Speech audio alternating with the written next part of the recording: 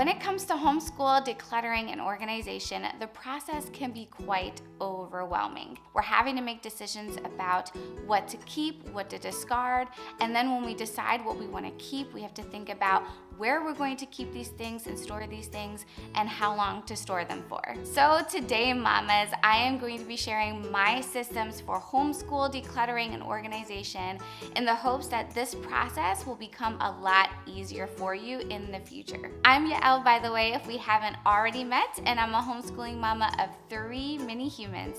And if you love videos all about curriculum, resources, eclectic home learning, and videos like this, you have come to the right place. So be sure to subscribe and enable those notifications so you don't miss what I have next just for you, mama. Okay, mamas, so we are going to go in on homeschool, decluttering, and organization details. So I am providing for you chapters in this video so you can kind of click around and skip to the parts that are most relevant to you if you're interested in doing that. Without further ado, grab a pen, a notepad, and let's get into it. The first thing I want to address is organizational items. And I'm talking organizational items like furniture and types of bins and containers that are gonna work for big and small spaces. Now, I do have a video all about homeschool organizational items, specifically my top 10 for organizing in the homeschool, and you can go ahead and watch that after this video. But my go-tos for long-term storage are hands down these small and large bins that I purchased from Costco. You can store all kinds of different items and books and folders and papers in these bins, and I love the fact that they are stackable. That gives you an opportunity to make the most of the vertical space that you are working with. I also love this basic wire shelf, and this is something that I purchased from Staples a while ago when I was a teacher, and they're perfect for housing all of these big and small Costco bins. Now, when it comes to everyday storage of things like books and activities that you want your kids to have access to, there's a few different types of organizational furniture and containers that you can consider. The first is storage carts, and they come in all kinds of different sizes with different depths and heights in terms of drawers and things like that. But I really love this for being able to store things like office supplies, and you can even put a mini desk organizer in them so that you can keep all of those different supplies separated from one another.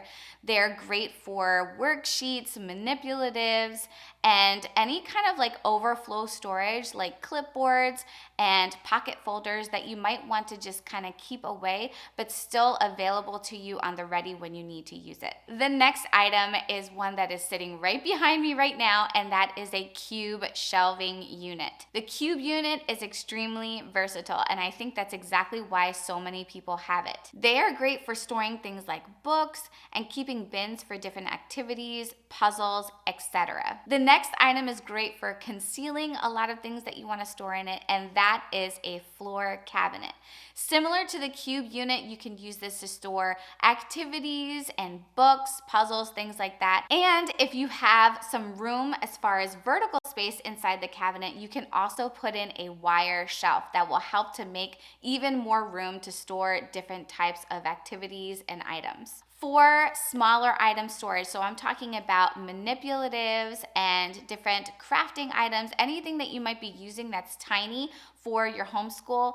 I absolutely love pencil cases, all different types of pencil cases, and they're great for being able to wrangle all of those different small items so that they're not scattered all over the place in a bin or something like that. Lastly, I use a variety of different types of bins that do not have lids in order to store our everyday items like activities and different resources. Now let's get into decluttering and organizational systems. The categories that I want to address are artwork and crafting, then activity books, learning and seasonal activities, and last but not least, academic work and textbooks. My overarching number one tip for decluttering and organizing in your homeschool is to do it regularly. I like to do my decluttering and organizing yearly, seasonally, and on a rotational basis. As far as academic work and textbooks, for the most part, I do my decluttering and organizing on a yearly basis. Seasonally,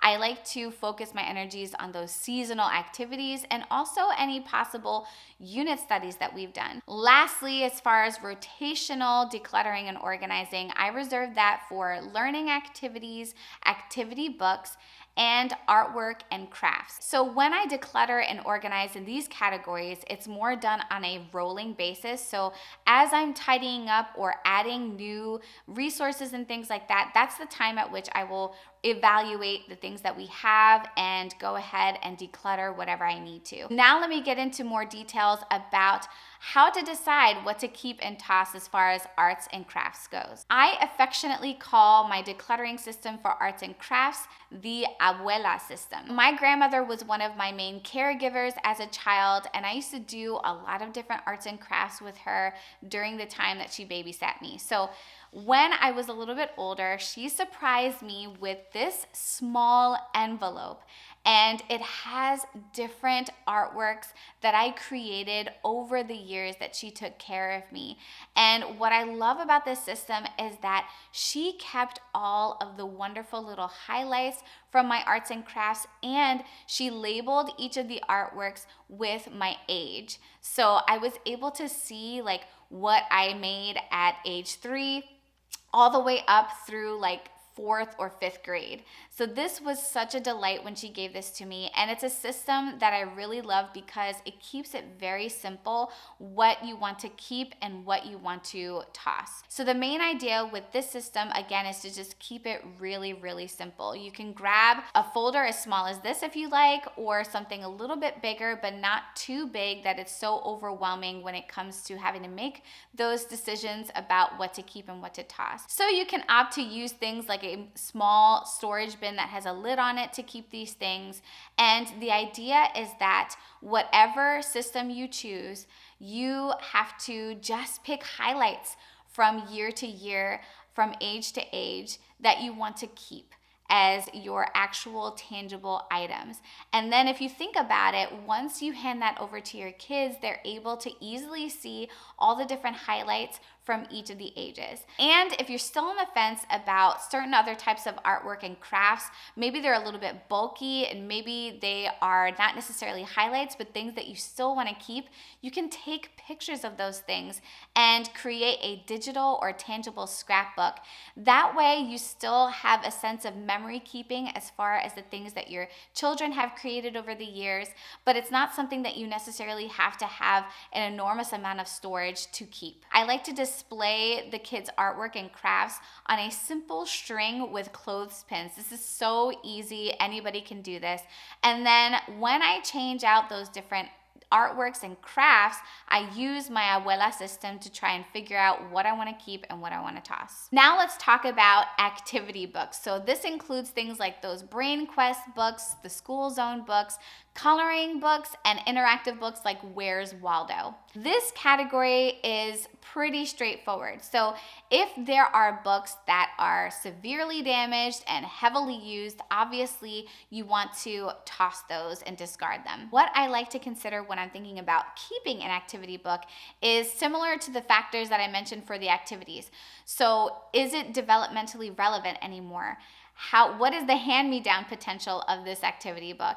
And then did my child, whoever was using this book, did they enjoy it? Now, I don't typically do long-term storage for these items. So this is something, again, that I will think about on a rotational basis, whether or not I want to declutter them. But when I am storing them for everyday use, I just use one single bin for these books. And that keeps it really, really simple and easy for me to declutter and organize. Now, as far as decluttering for learning and seasonal activities, there are a few things that I like to consider. The first is developmental necessity and relevance. Then the second is hand-me-down potential. And last but not least, just asking the question, did my kids enjoy it? Did it work well for us? I like to think of these different factors in sequential order. So the very first question I ask myself is developmental focus. Has my child mastered this activity or concept? If my child is in the process of mastering a certain concept with an activity and they really enjoy the activity, but the activity itself is severely damaged, I have to consider whether or not I want to replace it or just do away with it altogether. Normally, if the kids are really enjoying it, I will try to replace it as best as I can.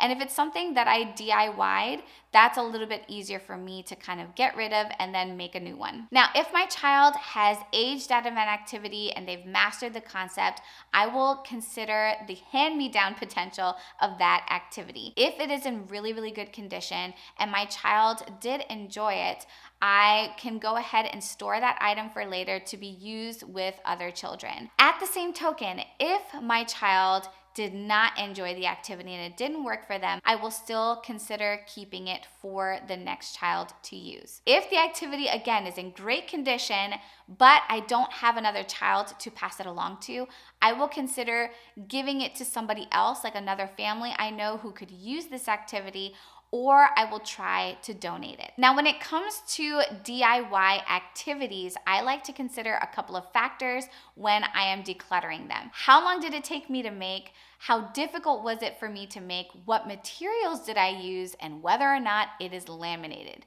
because it is expensive to laminate things. A perfect example of a DIY activity that I've decided to keep are these bottle caps that I have put letters and numbers on. This is a DIY item that we actively use in our homeschool.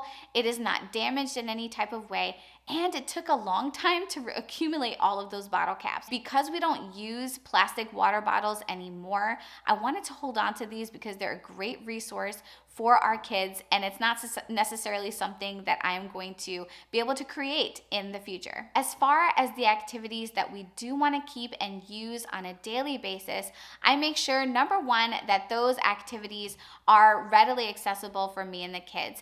And I do this by using storage items like little bins that don't have lids on them and all kinds of different just containers to line things up and make sure that they're nice and neat and easy to put away. I also like to use, again, pencil cases, like I mentioned before, to wrangle all of the different small parts and things like that. Now, for long-term storage, I like to use those large and small Costco bins because, again, they have lids, they can cover up all of the different activities. And then I like to use, again, small pencil cases and maybe old food containers to store those little items that we want to make sure don't spill out and get everywhere inside of those bins. As far as seasonally, I consider the things that are working and not working, and then once that season or study is over, I will go ahead and declutter the things that I need to declutter, keep what I want to keep. Then the following year, when that season comes up again, I also reevaluate and do another declutter. Last but certainly not least, let's talk about academic work and textbooks. When it comes to loose work, so I'm talking worksheets that maybe I've printed off for my kids to do, and then worksheets that I have taken out of workbooks, I like to keep this in a simple filing system, a file rack inside of our main learning area. And I have organized this by child and by subject. So anytime the kids do a writing prompt or a math or a reading worksheet, I go ahead and put that in the appropriate file. Then when those files get filled up, I will transfer those files to their work binders. And again, I keep that separated by child. So each child has their own binder, and then I put those sheets organized by subject. And this is a great way to keep track and make a portfolio for your kids if that's something that your state requires you to do. It's important to have an overarching category when you are organizing all of these different worksheets. So you can decide what that is. That can be by subject like I'm doing, or you could do it by week, by quarter, however you want to organize that. And then alternatively, if you don't want to use a binder, you can certainly use something like a file box to organize all of those loose worksheets. As far as long-term storage for my kids' academic work, I'm going to be using something very similar to the Abuela system that I talked about earlier.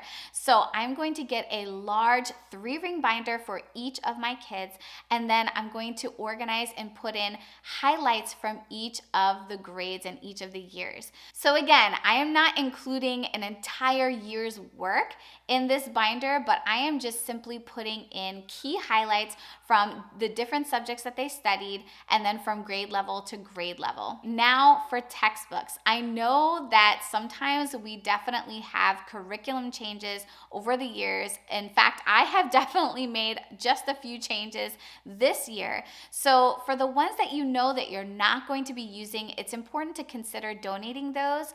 And for me right now, I have a place where I can store these. So I am just kind of keeping and holding on to them for now, but it's definitely something that I am going to be donating and handing off to somebody because they are barely used. So that's the key. As long as they're barely used and they're in really good condition, that's something that you can pass off to someone else or even consider selling. Now, for the specific textbooks and curriculum that we're going to be using on a daily basis, I make sure that I have that easily accessible. And the way that I like to organize that is actually just, in a library type of organization. So side by side, and I can see the book binding and know exactly what I'm reaching for when I need it. This is something that I'm currently storing in our hutch because we had that.